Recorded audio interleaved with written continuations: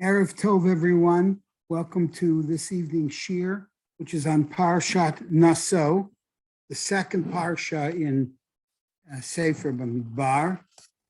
And of course, it has within it various important halachot that apply to us every day. Some apply every day, or at least apply in Eretz Yisrael. The Birchas Kohanim applies every day. And we have various other halachot which are in the parsha. Today, what we're going to study is that of the din of Nazir, of a Nazir. The Torah tells us, and I'm going to read it with you today, this evening.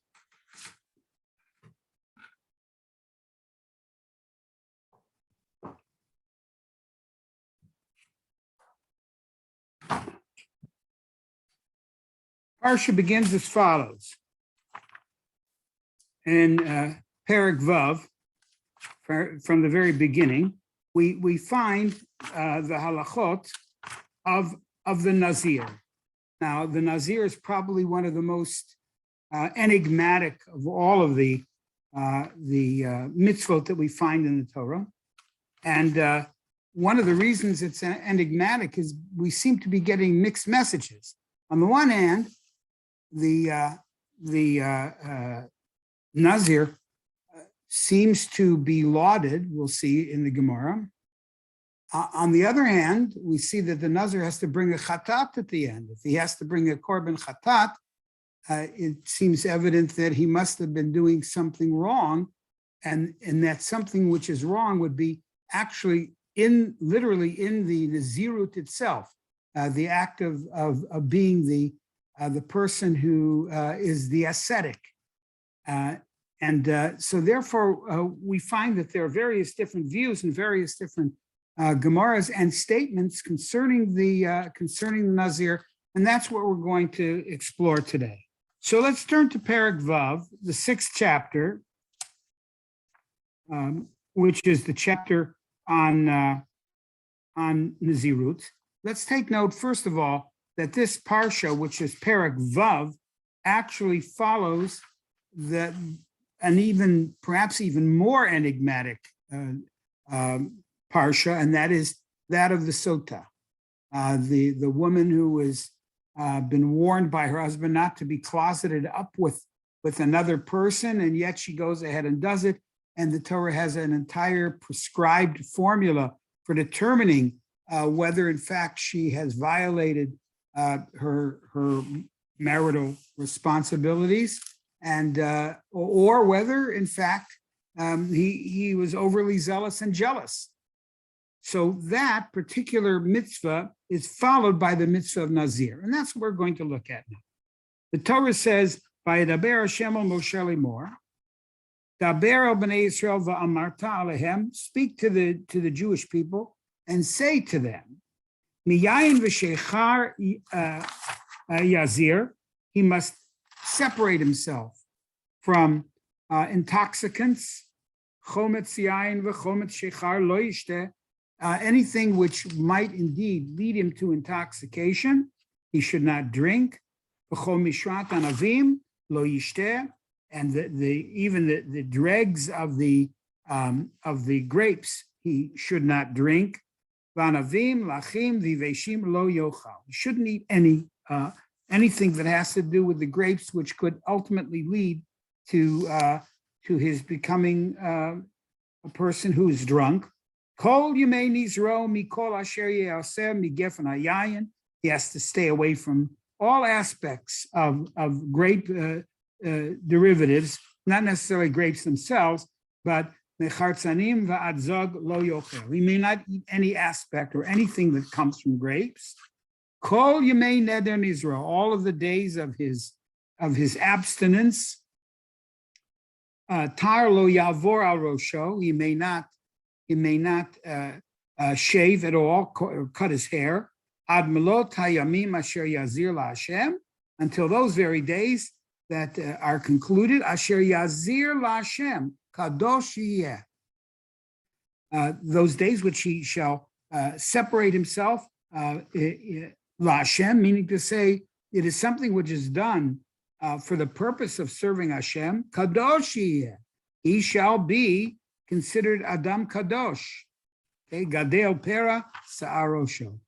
Okay, and the Torah tells us here that the second aspect of his Nazirut is that he must allow his hair to grow and not cut it during the tenure of that of the vow itself.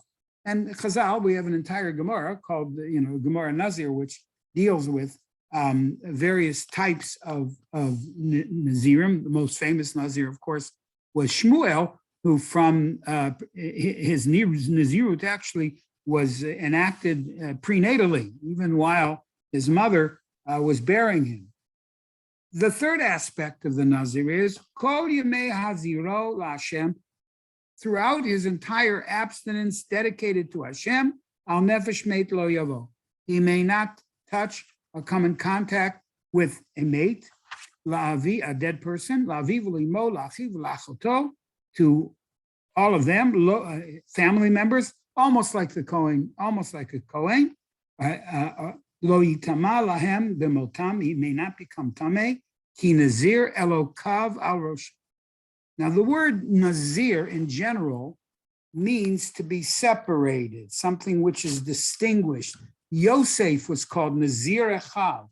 Yosef was called the crown of his brothers, and Nazir, in fact, is another name for a crown. One name is Keter, and Atara is a second name for a crown, but a third name is Nazir.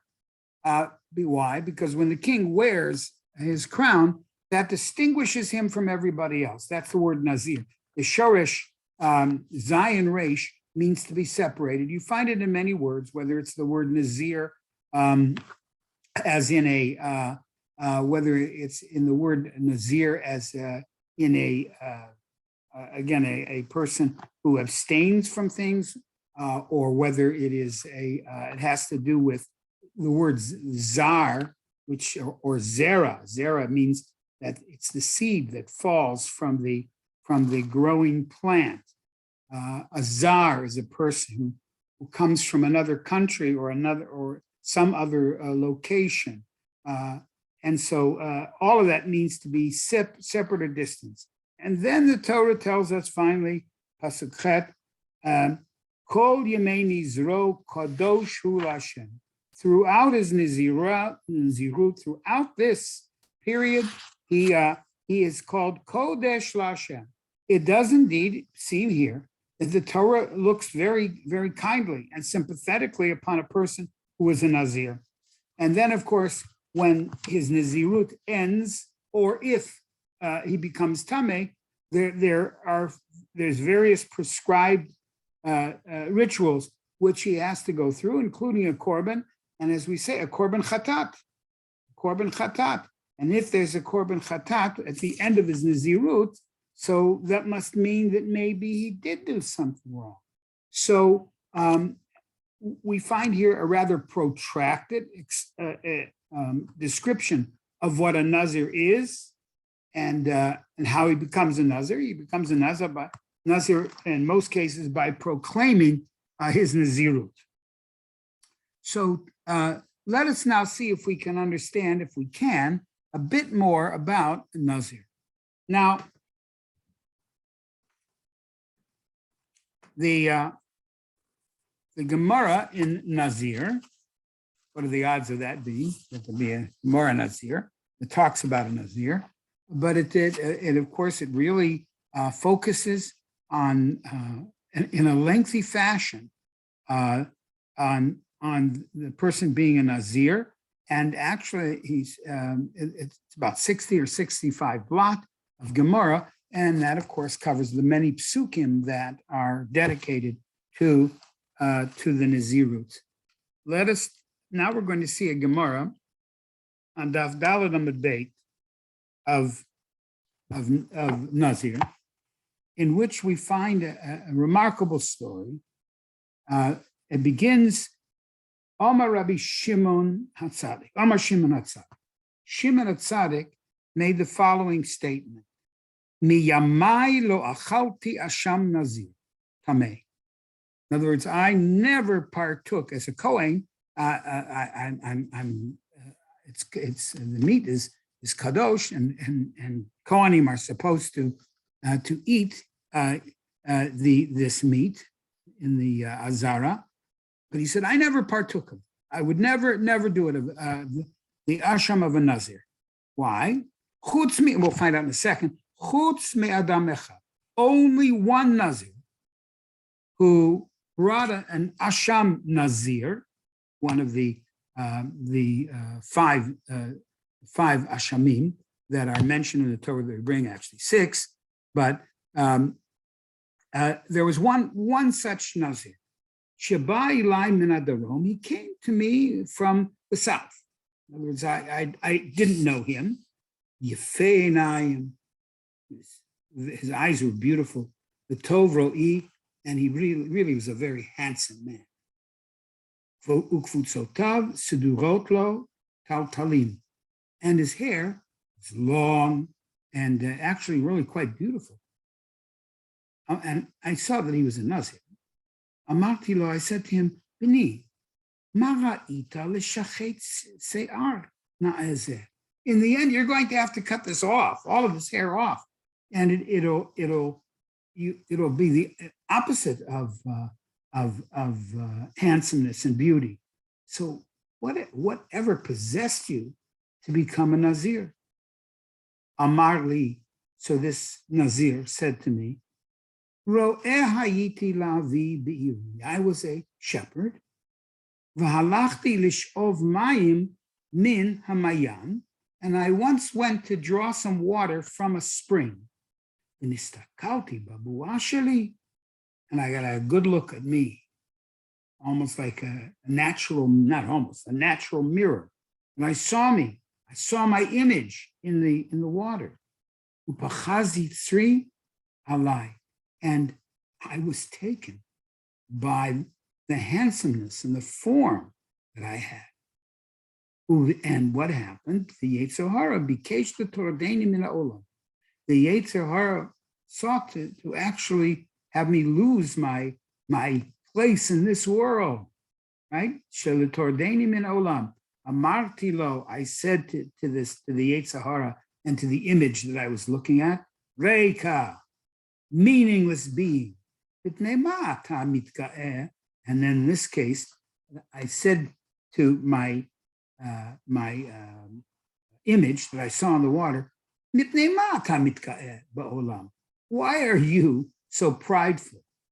The world isn't yours. Ultimately, you're going to be like everybody else. You might look pretty good now, but in the end, you're a human being, and therefore you'll be subject to the death and, of course, all that comes after that. Okay, so he said, therefore, amadati. So he said, and therefore, shagalechecha l'shamayim. And ultimately, I'm going to cut this hair off, and I'm going to do it l'shem shamayim. And therefore, and so what did Shimon HaTzadik say to him? Amadti nishakti. I kissed him. I was so taken by this story. Nishakti al rosho. I kissed him on his forehead. Amarti lo, kamotcha yirbu nazirim b'Yisrael. May there be many such nazirim like you among the Jewish people. Okay, so that's what he said, and then he gave a pasuk. Shimon HaTzadik then brought the pasuk, and the pasuk is Amar Ish ki afli lindor neder nazir lahazir laHashem. What is the nazir that actually delights HaKadosh Baruch Hu? That's one who does it laHashem, right? And so therefore, this very pasuk itself, according to Shimon HaTzadik, he really never found a nazir that he considered to be one who was worthy of such praise and of such admiration. But he said, the Torah itself said, again, Ish ki yafli lindor neder. It literally opens the entire parsha of the Nazir. Ishki Yafli. Now the word Yafli means to speak. The Ramban says it has to do with Nisim, like Pella. But most Meforshim say that Ishki Yafli means to say that they separate themselves. Lindor Neder Nazir Lahazir Lashem. Person who is so determined to serve Hashem through being a Nazir, that person is praiseworthy.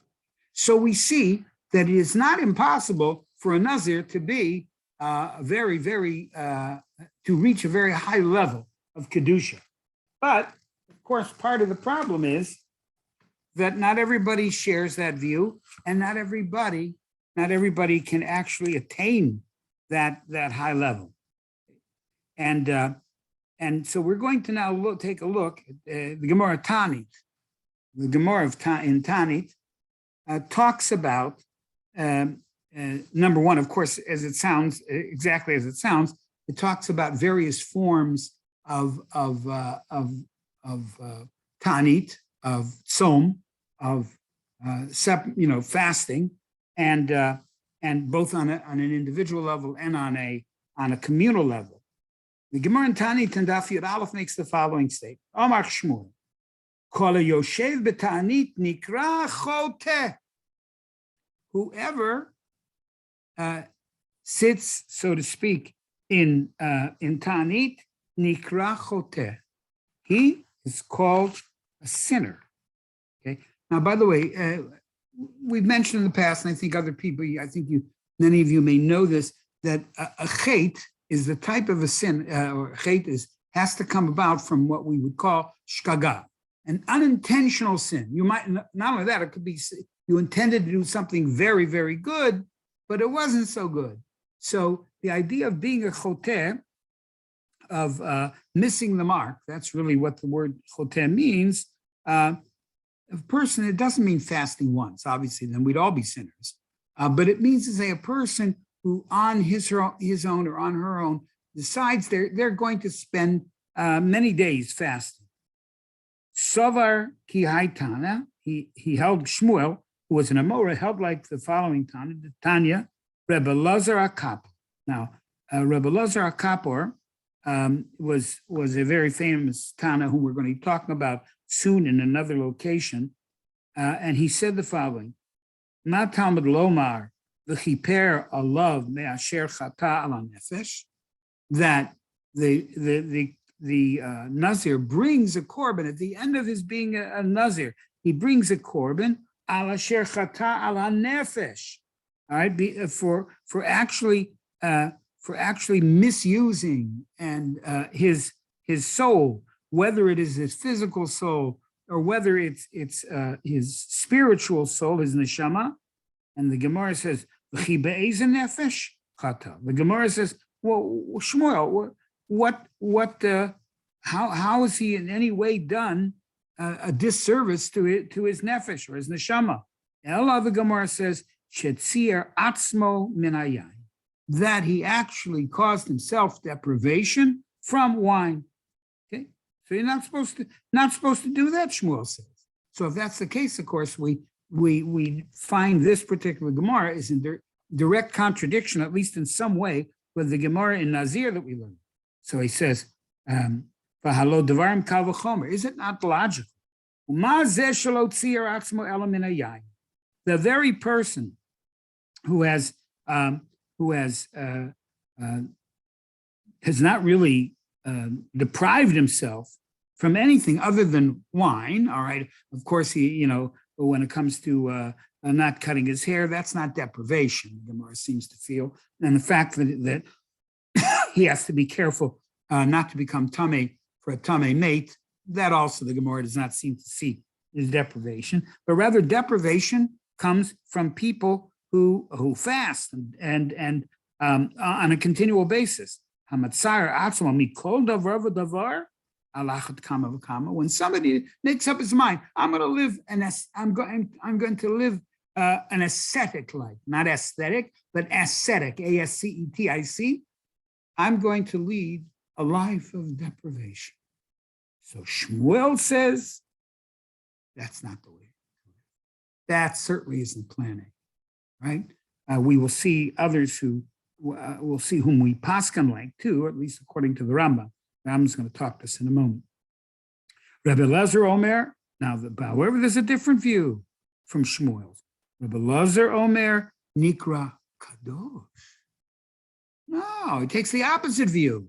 He's not, he is not called a chote, but he's called Kadosh, and Amar, Kadosh Yihyeh.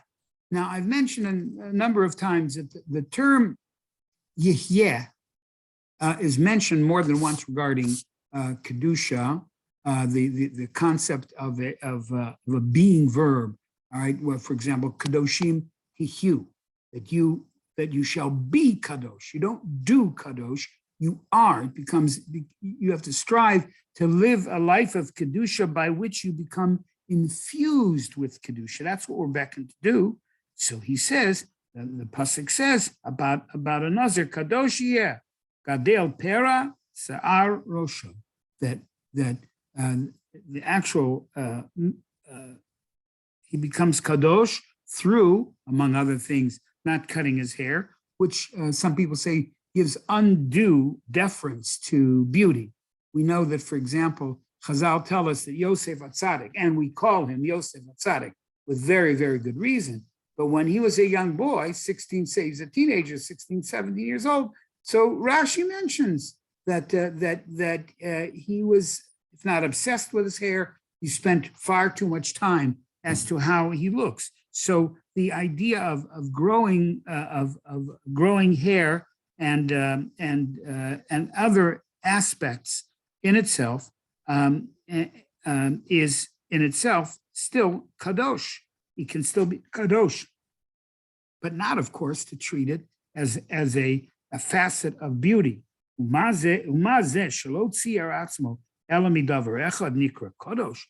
Person who has, shall we say, in some form, deprived himself only of hair, one thing, right? In other words, cutting his hair. Someone who extends this to so many different elements of his life, not to pay that much attention to it. And I was allowing his hair to grow, but not fussing with his hair. So certainly when things, obsessions with fashions or obsessions of other things, that person can be a kadosh. Now we know that the Ramban himself says on the pasuk of Kedoshim Tiyu, we know that there's a machloket between the Ramban and Rashi, and others also seek to define what does it mean to be a sanctified person. And the Ramban says, Kadesh atzmecha v'muter lecha. If you really want to be a sanctified person, so you do it with the very things that you're allowed to have. You're allowed to have food. You're allowed to have, you can't have everything, but you certainly, there's no shortage. Nobody starves because of kashrus, okay? You go to Jewel and you're amazed, or any store, amazed, thousands of products, whether it's the OU or the CRC or the Chaf K or the Star K or the multiple other kosher entities. Nobody ever starved because he kept kosher. Certainly not in this land of plenty. So we see here that according to Rebbe Lezer, on the contrary, being a person who was a Nazir is plan A, not plan B, plan A. Because by just tasting the idea of refraining from engaging in certain activities, that in itself creates a discipline within a person, so he can become or she can become an Adam Kadosh. Now the Rambam in Hilchot Deot, Mishnah Torah, writes the following: Shema Yomar Adam Ho'il v'Kina v'Taiva v'Kavod v'Chayotze b'hem. Kina is a form of jealousy, but jealousy takes two forms. Form number one of jealousy is that why did he get it and I don't? Number two is and so therefore I deserve, and he shouldn't. Or it could be that I deserve it also. Why? So that form of jealousy, whatever it is, whether it's material jealousy, whether it's honor that comes to a person, that's kina. It's inwardly directed, and we know that because the very next letter that comes after kina, when we talk about the Torah, if it's talking about the inappropriate emotion of kina, of jealousy, it's kina bit, right? And bit means to look inward. I look at him and I look at me and I don't understand why he got and I didn't. Or why should he also have, right? Look at me. Why should he also? Who's he? So that's a kina, all right? Tava is a certain endless yearning that a person has. Instead of being a sameach b'chelko, instead of being happy with what she has, they're always looking to think about what they don't have. Those are the saddest people on earth. The saddest people on earth are those people who are not sameach b'chelko, or b'chelka, either one, that are not happy with what they have.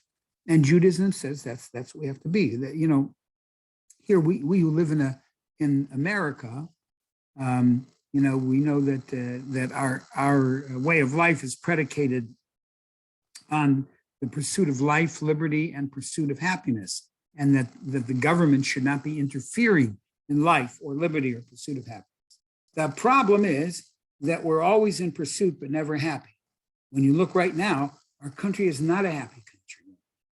Part of it is because we see from Kina and Tava that why should they have and I don't, or why should they have it all? I have, I don't understand why they have. And then, of course, there's Tava, never having sufficiently. That's why the Torah tells us in the second set of Aseret HaDibrot, lo tit aveh, it doesn't say lo tachmod. In the second set of Dibrot, or not second set, but the second recording of the Aseret HaDibrot in Devarim, there are a few changes from the first, or alterations, and one of them is that it's, the Torah, instead of saying lo tachmod, you shall not covet, it says lo tit aveh, you shall not yearn for. Now the Malbim mentions, magnificent Malbim, he says the difference between the two is lo tachmod is when I'm really not looking for anything, but I might see something that I might see a car or a house or another person. They come, then thoughts start coming in, thoughts that I'm not allowed to have. This doesn't matter, whatever the object of my tava is, I'm not allowed to have it. And when that object goes away, ideally, when the object goes away, then or it's satisfied, I got a car, whatever it may be, goes away. That's tachmod, chemda, right? However, the Malbim says, what is Tava? Tava is a much, much more ugly beast. Tava is an endless yearning that nothing can satisfy. If I just got a raise of $5,000, then I want to know, why didn't I get $10,000? If I just made such amount in the market, and all of a sudden I don't understand how come, whoa, why did I sell this? I'm always unhappy. It doesn't matter how wealthy a person is materially, and it doesn't matter how much goodness they have. They're always looking for something else. There's no cure for that. And so therefore, Rabbi Elazar HaKapor says in Pirkei Avot, Akina v'atava v'kavod v'chayotz ben, and kavod. All of these are interdirected, by the way. Why not me? Why not me? The third one is kavod, and that is person's always seeking to have other people respect him, and no matter how much respect he gets, it's not enough. So these things, said Rabbi Elazar HaKapor. Notice, by the way, it's the same Rabbi Elazar HaKapor who said The same Rebbe Lazar Copper said that that being a Nazir is not so good. It's not such a good thing. Same thing. That was in what we just learned earlier in the Gemara and Tanit. But anyway, he says, because, says the Rambam in Mishnah Torah, he says, since this is a bad way to live, he says, Efrosh mehem, piyoter v'etrachek v'tzad achron. I will go all the way to the extreme. Kina, tava, and kavod. I'm going to go to the extreme, says the Rambam. Shelo yochal basar. He's not going to eat meat. V'lo yishteh yain. Will not drink wine. V'lo yisa isha. He's not going to marry. V'lo yeshev b'dira na'eh. And he won't have a nice house. Oh, I can live in a hut. What do I need a house for? V'lo yilbash levush na'eh. And he's not. And well, who needs clothes? You just need whatever you need to cover you. Ella hasak v'atzemer hakashed v'chayotz. They're rough materials, all of that. No fashion, none of that. He says, somebody might say, well, then that's the way to live. All right. And then he says, Kamo kohane aku. Says the Rambam, like some of the religious primates and leaders of other religions. Gam zo derech ra'ah. This is bad, he says. And it is wrong to go in that path. So we can see that that being a Nazir in itself is not something which is terrible. But when that is the beginning of one's lifestyle, that everything I do is that one, shall we say, a life of asceticism, clothing and shelter and food and marriage even, all of that, I eschew. Why? Because I want to be an Adam Kadosh. So the Rambam says, you're not an Adam Kadosh. A Nazir, yes, can be called Kadosh. Depending on, from this we can see and we can derive, depending on his motivation. And so therefore, that's why Shimon HaTzadik said, oh, I did eat the ashram of one Nazir who became Tamei. Why? Because I saw his motivation was pure. His whole lifestyle was not based upon an absurd lifestyle, but rather what he did L'Hashem. He did what he did for HaKadosh Baruch Hu, and therefore he said, yeah, that Nazir is fine. So in other words, we see here two things, and with this we'll be concluding in a moment, that these two halachot, one of the sota, the woman who closets herself with a man and creates a situation where people can, who can even talk about the Lashon Hara and everything else that happens when a person puts themselves in that situation. But she herself, her midot are not strong. So, and then we see that if she closeted herself up, and if in fact she was unfaithful, her end is horrific. On the other hand, we find another possibility of extreme.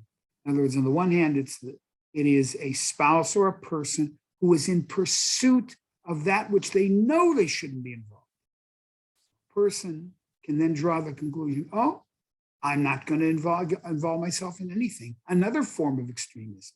So this idea is brought out by Reb Menachem B. Sachs, Zechet Tzaddik Livracha, who lived in Chicago, one of the creators of the Associated Commentators of Chicago.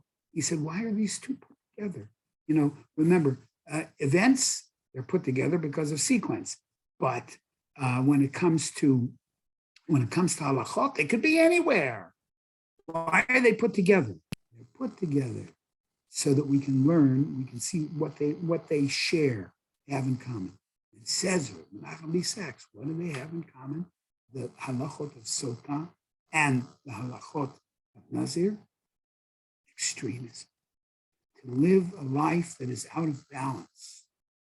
Again, Nazir can be plan A, it's true. But if the Nazir sets a person on a path of living a life of asceticism, that is extremism.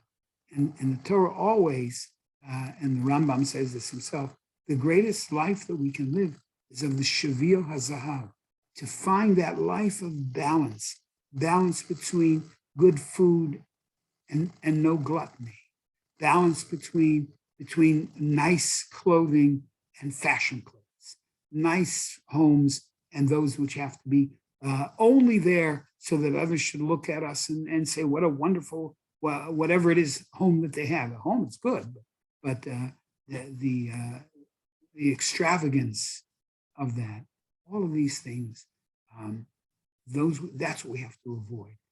The derech hamitzua and the derech and the shvir hazahav is what we practice. So I wish everybody a good Shabbos. And this week, of course, we'll have Parsha Naso, which not only has these two important mitzvot, but of course the mitzvah of Birchas Kohanim, which I spoke about last year, which is always kedai to go over and over again. It's a magnificent Parsha. So I wish everybody a good Shabbos. Good Shabbos. Thank you. Thank you for joining. Have a good Shabbos. Good Shabbos.